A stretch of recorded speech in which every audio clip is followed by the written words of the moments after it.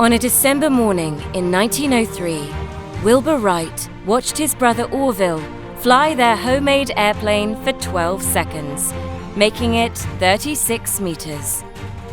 By the end of the day, they'd made it 259 meters, becoming the first humans to achieve powered flight, and setting the scene for the future of aviation, in our skies and beyond. But Wilbur's future was cut short just 9 years after that inaugural flight, because he lived in the past, in a time before antibiotics, when an infection like typhoid could kill a healthy adult like Wilbur in just a few days. And the past is threatening to repeat itself. Bacteria are constantly evolving, and our arsenal of antibiotics is dwindling fast, and there's been very little investment in finding new ones. Which is why the World Health Organization listed antimicrobial resistance as a top 10 global threat to humanity. In recent years, bacterial antimicrobial resistance causes over 1 million deaths every year. That number could rise to 10 million by 2050,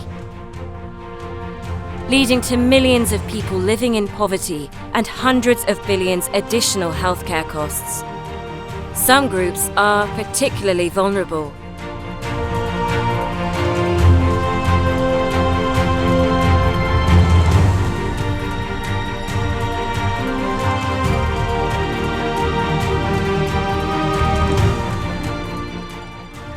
The risk to cancer patients is of particular concern to Antonella Cardone, CEO of Cancer Patients Europe.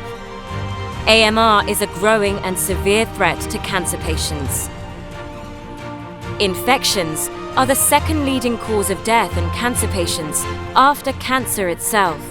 Evidence shows that cancer patients have a 5 to 6.8-fold higher risk of infections.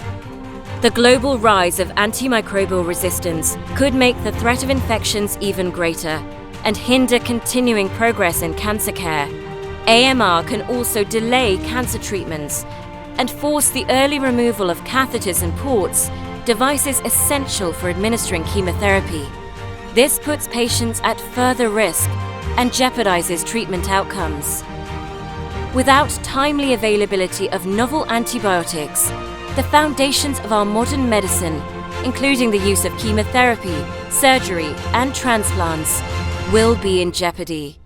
The time for decisive, collective action is now. We have to collectively tackle antimicrobial resistance head-on and reverse the threat through sustained availability and appropriate use of antibiotics.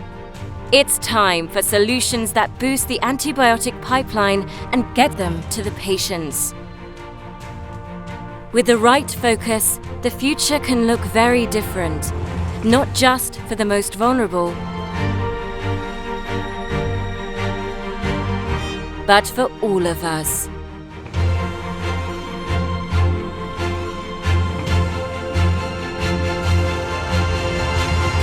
Get started today at infectioninfocus.com.